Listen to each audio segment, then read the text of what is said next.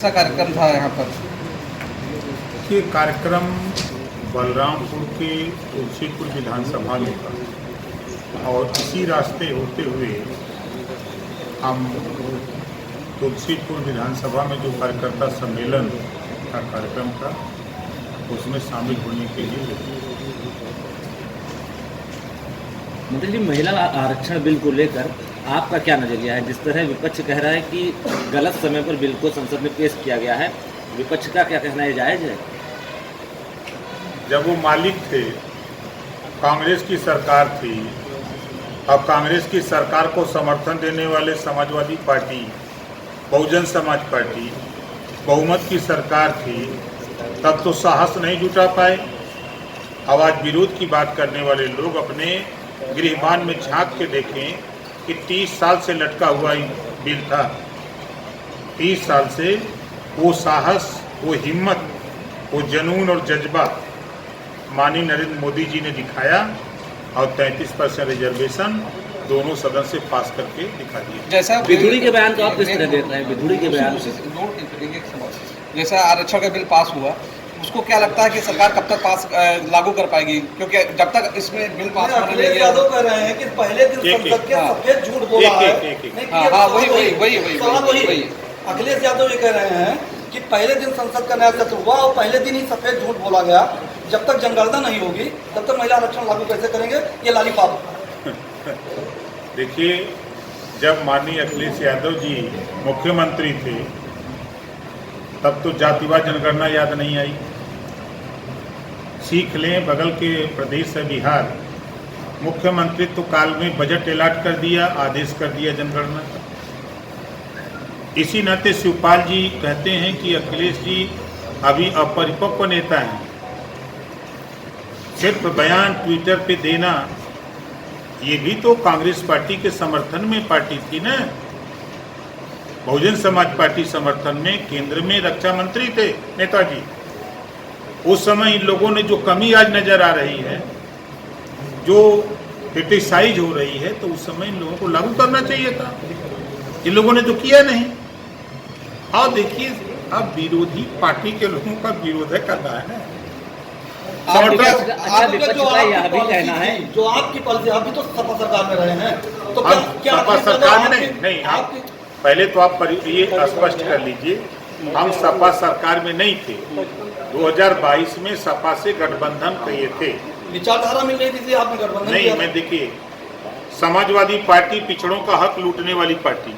मैं गया तो मैंने पहला सवाल किया था अखिलेश जी की, जो हाई कोर्ट का आदेश है 3 सितंबर 2013 को हाई कोर्ट ने कहा कि 27% रिजर्वेशन का लाभ कुछ जातियां उठा रही हैं, शेष जातियां लाभ नहीं पा रही हैं। उत्तर प्रदेश सरकार इसको बांट करके सबको आरक्षण का लाभ दे। मुख्यमंत्री कौन था? अखिलेश यादव जी। हाई कोर्ट के फैसले को नहीं माना। आज भी उठा के देखिए, 27% आरक्षण का लाभ 4 बार सरकार रही सपा की। अखिलेश जी 5 साल मुख्यमंत्री थे। क्या नाई, गोंड, पाल, प्रजापति, बिंद, केवट, मल्लाह, राजभर, चौहान, आर्य, कर्कवंशी, बंजारा, बहेलिया, कंगार, दुल्हा, दुनिया, सारी, साईं, दर्जी, फकीर, शेख, सैयद, पठान, किसी को दिएगा? अच्छा, महिला आरक्षण बिल आपके हिसाब से कब लागू हो जाएगा? आपके हिसाब से कितना समय लगेगा लागू होने में? जो भाई ने बात कही है, अभी उसकी जनगणना होगी लोकसभा वार, उसके बाद परिसीमन होंगे, उसमें 4-5 साल टाइम लगेगा। जातीय जनगणना पर अब आप जोर देंगे? आप एनडीए के साथ आ गए भैया, हम तो 20 साल से चिल्लाते हैं, जो हम चिल्लाते हैं, हमारी पार्टी जातिवाद जनगणना के लिए पक्षधर है। आपने सुना नहीं, विधानसभा के अंदर अभी सदन चल रहा था तब भी हम ललकारे। अच्छा, तो ये हम पीछे नहीं हटते हैं। अच्छा, तो ये इंडिया गठबंधन कितना कारगर होगा? आपको क्या लगता है कि सभी पार्टियां एक साथ चुनाव के साथ रह पाएंगी? इंडिया कंपनी उसको कहा करो। क्या? अच्छा, आप बताइए, ईस्ट इंडिया कंपनी में कह रहा हूँ, आप उठा के देखो। तो इंडिया नहीं, सारे नेता नहीं है, सारे नेता विपक्ष के लोग ईडी सीबीआई से क्यों डरते हैं? हम तो चुनौती देते हैं, हम भी 18 महीना सरकार में थे, हम तो नहीं डरते ईडी सीबीआई से। जिसके मुंह से सुनिए, चाहे ममता जी को सुनिए, चाहे लालू जी को सुनिए, चाहे अखिलेश जी को सुनिए, चाहे केसीआर, किसी को सुनिए, सब ED CBI, ED CBI. ED CBI के डर से न गोली आए हैं। तो क्या लगता है चुनाव तक ये एक साथ रह पाएंगे? देखा तो भाई वो रोज ऊंचा होता। राजभर जी, ब्रजेश पाठक ने आज आपको अपना बहुत अच्छा मित्र बताया, काफी तारीफ की है। मंत्रिमंडल में जगह पक्की हो रही है आपकी क्या? देखिए, हमें तो खुशी इस बात की है कि पूरे देश के पत्रकार भाइयों को चिंता बढ़ गई है। आपके भावना की कदर की जाएगी, जल्दी की जाएगी। भावनाएं तो आपकी भी है, घोषी उपचुनाव के पहले आप भी ताल ठोकते थे मंत्रिमंडल में जगह के लिए, और अब परिस्थितियां विपरीत हो गई घोषी उपचुनाव के बाद। घोषी का चुनाव आप भी अच्छी तरह मैसेज आपको मिला होगा। भारतीय समाज पार्टी किसी के साथ रहती है, मजबूती से अपने वोटरों को लेके वहां के चुनाव की समीक्षा करेंगे। तो प्रत्याशी चुनाव नहीं लड़ रहा था, बल्कि ओम प्रकाश राजभर चुनाव लड़ रहा था। एक एक गांव, एक एक बूथ पर हम लोग 300 नेता लेकर के वहीं 20 दिन थे, एक एक बूथ पर वोट डलवाने का 210 बूथ जहां हमारा वर्चस्व है, बीजेपी का एनडीए के साथियों का मिला के 210 बूथ पर जीते हैं। हम वैसे ही चैलेंज थोड़ा करते हैं। और देखिए, चुनाव, लोकसभा का चुनाव देश के सवाल पे होता है और प्रदेश का चुनाव प्रदेश के सवाल पे। एक चुनाव जो हम तो आप लोगों को धन्य मानते हैं, पंचायत चुनाव आया तो आप लोगों ने कहा कि सेमीफाइनल चुनाव है 24 का, वो बीत गया।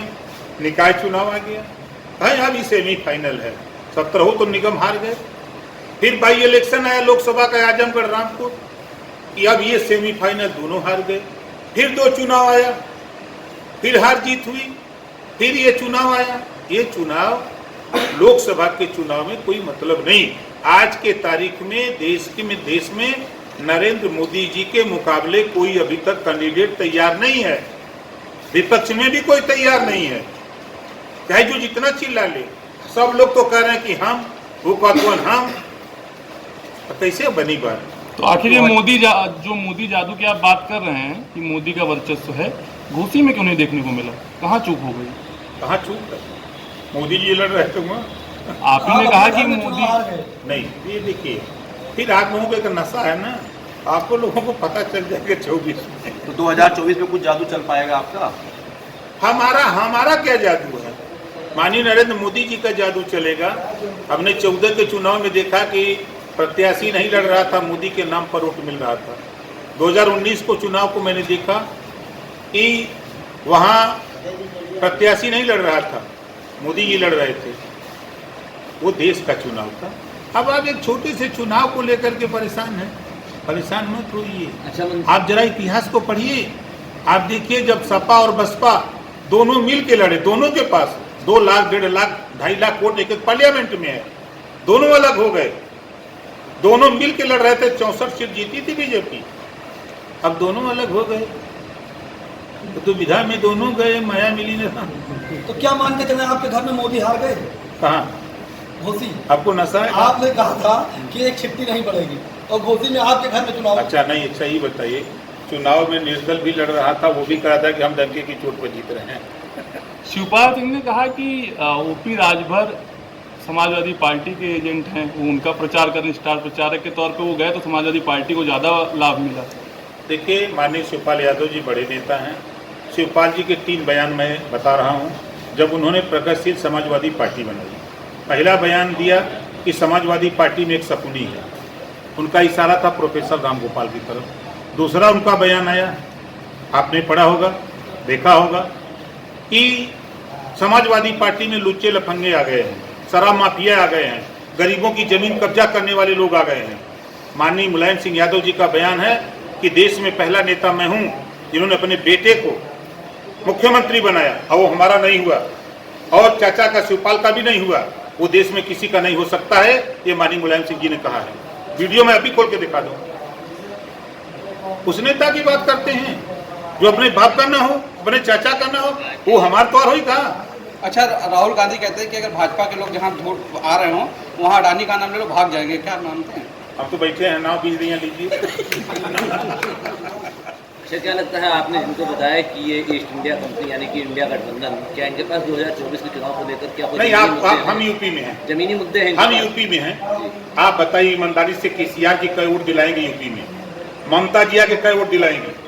आकर के लालू जी कई वोट दिलाएंगे? एक नेता का नाम बताइए एनडीए में जो हो, क्या वजूद है कांग्रेस का उत्तर प्रदेश में? 2 एमएलए उनके हैं, 6 एमएलए हमारे हैं, तुलना करिए। तो राहुल गांधी के खिलाफ आपके पार्टी का कोई नेता, आप चुनाव लड़ेंगे? अरे महाराज, हम राहुल के खिलाफ काहे लड़ने जाए? हमको लोकसभा लड़ना नहीं तो हम क्या करें जा कोई के खिलाफ लड़ने।